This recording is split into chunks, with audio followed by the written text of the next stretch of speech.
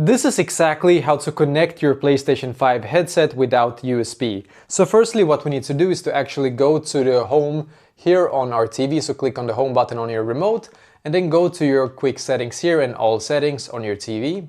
Scroll down and click on remotes and accessories. And now what we need to do is to put our PlayStation 5 headset into pairing mode. And you do so by clicking on the power button right here. If you can see it, click and hold. You can see now it's blinking really slowly blue here. So now you can release and once again click and hold. Keep holding.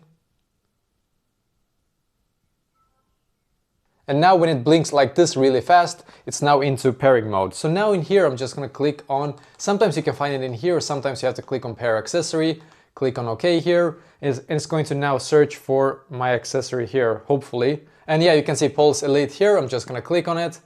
It's going to say pairing. And then I'm going to click on pair.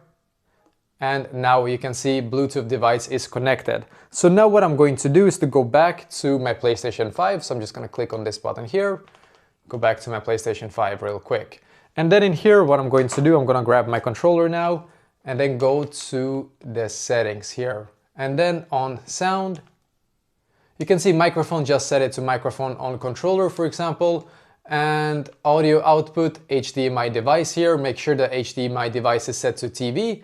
And basically that is exactly how to actually connect your PlayStation 5 headset without USB.